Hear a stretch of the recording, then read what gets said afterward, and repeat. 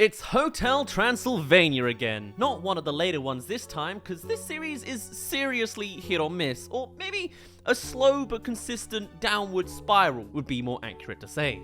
Whilst later productions of the world of Hotel Transylvania bogs itself down with more ensemble cast, minimal plots, and a more deranged focus on whatever the hell you call this, the original Hotel Transylvania is what sparked all of this, so it must have been a pretty impressive spark. As I understand it, it's still just a 50-50 split, getting mixed responses between critics and audiences, but I think, especially when compared to what it later became, that there's something special about it. So let's reveal behind the capey curtain the scene that changed Hotel Transylvania 1. Now, there's a few options at hand here. The part where Johnny first arrives, Johnny and Mavis watching the sunrise for the first time, or the spark of the bad times when everything gets revealed at the dance party. But no, whilst these all have their moments, the part where Hotel Transylvania 1 really pulls in some cinematic techniques and adjusts the tone of the movie for a time is when Dracula brings Johnny into the back rooms. No, not those kind. Up to this point, Mavis has been living in her father's same hotel for 118 years, unable to leave and even deceived not to go by her father. Everyone from the Monster Kingdom is coming to visit this Halloween, and now a human has showed up too. And after being pretty unable to get rid of this guy, he's become intertwined with everybody, recognized as a Frankenstein relative after a bit of makeup. Everyone likes his company, and most importantly, Mavis has zinged and is head over heels. It's the first time Dracula has ever seen something like this, and so has decided now to make a serious decision in regards to Johnny and reveal something to him. There's something I need to show you. And so the two enter this dark room that's either a genuine gravesite or just Dracula's bedroom. I'm not sure which way they're implying it. Hey, are we at a funeral right now? Oh, wait, no. It's your bed. And now, in a surprisingly artsy shot, Dracula stands off in the distance, moonbeams shining down on him, holding a candlestick and looking up at the portrait.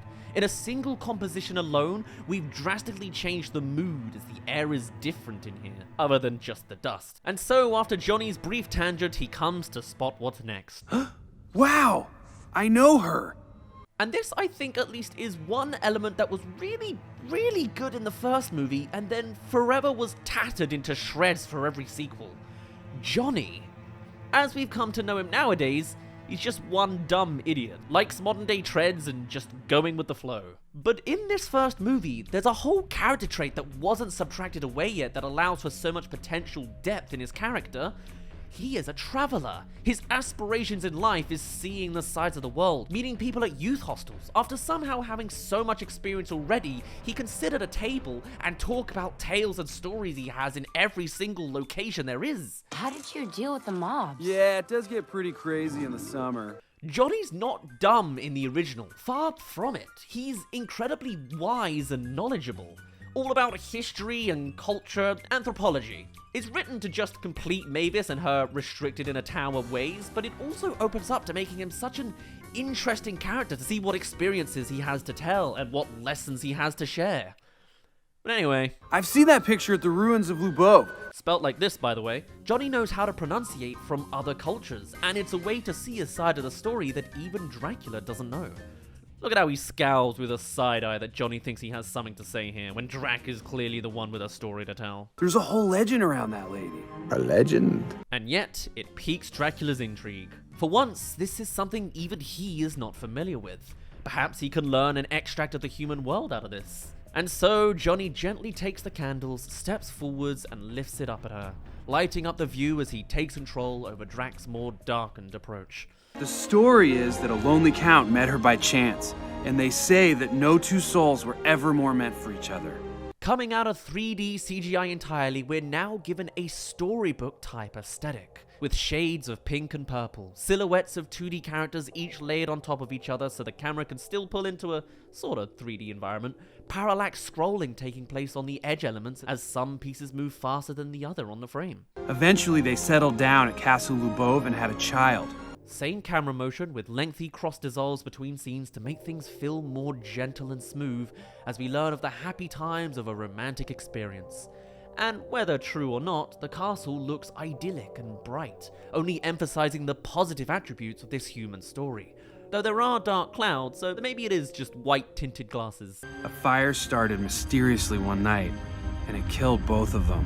And now we get the reverse, camera pulling away from the events rather than into it as it attempts to escape the tragic turning point.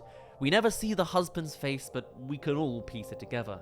And then the overexposing light obscures the image of them all, symbolically lighting them aflame until they are no more.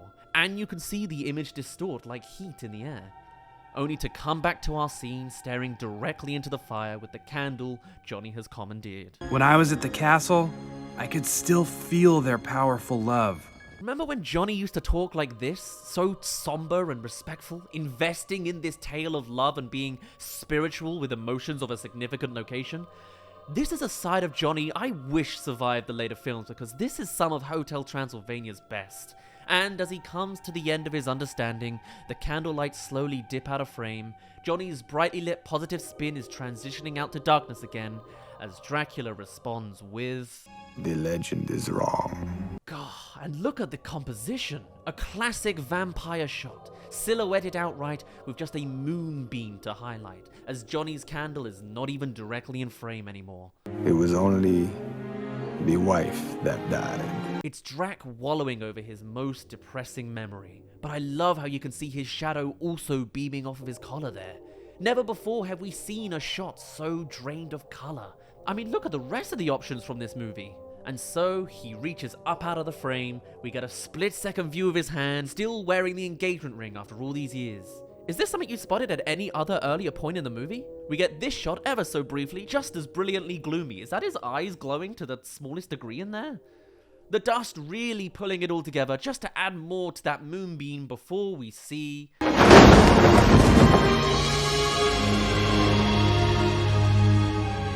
I mean, no one was really surprised, so it's not really much of a plot point, but there it is. Turns out Mavis's mother was also the type to fall for a complete goofball, if this face is to be believed. And as Johnny comes to the realization, looking empathetic for Dracula's struggles, Drac retorts with... She was killed by your kind. You can see him growing into the anger of it beforehand. And of course, that glow. Man, maybe I'm just a stickler for lighting.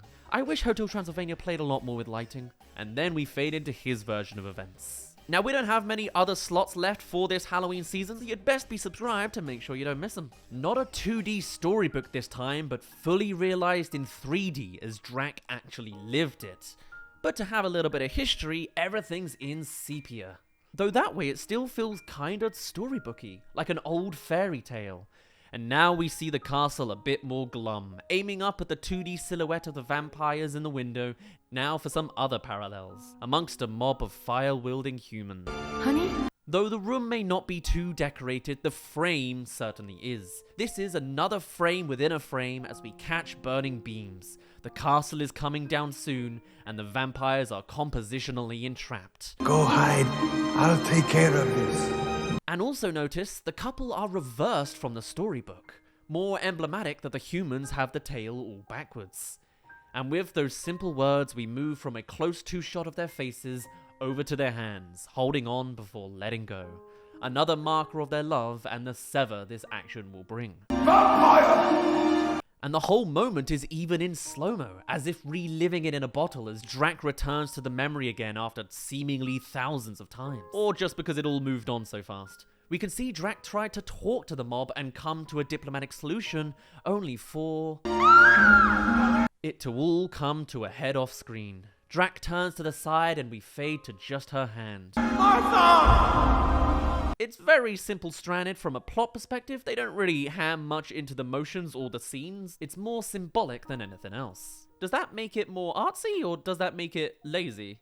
Perhaps this scene was more emblematic of the future of this franchise anyway, as even here the plot is minimalized and only implied for the sake of its young audience, I guess? Or just the fact that it didn't want to go there. And in expanding the sequel to just be Hotel Transylvania, but more, perhaps this is one of the very elements that got stretched to the furthest degree. A plot that is simple, predictable, and not deepened any further. Who knows? But this next shot is stunning. A castle on fire, sparking the whole sky in red as our vampire stands watching, silhouetted in brightness now as his cape makes him the darkness. No words but the sounds of the baby crying. Apart from the commentary, They are the real monsters. and we fade back to that full portrait, and Johnny just dumbfounded by the devastation of it all. But it all comes full circle as we learn about what bridges the gap between this Drac and our current one. I built this place for my love, to protect her child. And that has been his background driving force this entire time, keeping Mavis safe. But against all he has seen up to this point with her own goals and aspirations and the influence Johnny is having himself upon everything around him, Drac has an intention in bringing him here, and it's to address this heartbreaking point. As a father, you do everything to keep your family safe, even if you have to break their trust.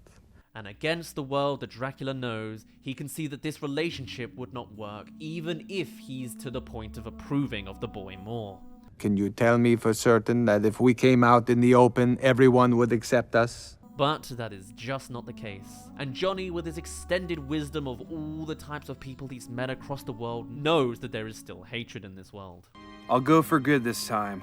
And talking about it like adults in a respectful manner is finally the word that will turn Johnny away. Even if, ironically, it's not what Dracula is directly after anymore. No. I don't want to ruin her birthday party. And so they come to the mutual agreement of enjoying this one night and sneaking out the day after, for the sake of everybody. The last thing I wanted was to hurt her. Or you. And from there, they choose to back away from the moment, lightening up on jokes over being a vampire or impersonating the other monsters. Oh, I have too many kids.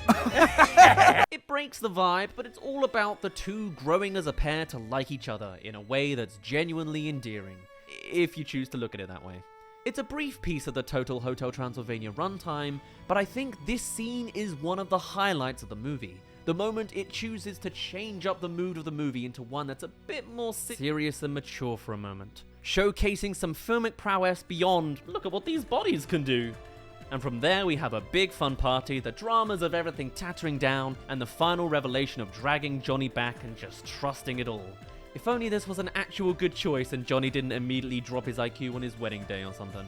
And that to me was the film that changed Hotel Transylvania 1, for just being different to the rest. After 3 movies now of goofy cartoony hijinks cranked up to the highest level, seeing the same world through a lens like this is a breath of fresh yet dusty air. And makes me think of the alternative reality where this was the starting point where the sequels could have expanded from, apart from the still pushed under the rug plotline. Instead, we got the opposite. But hey, we covered the terrible stuff here too. Let me know what you think of Hotel Transylvania as a series, or give us a fresh scene suggestion over on our Discord. For now though, my name's been Dazz, you didn't really care, and I'll see you in a bit.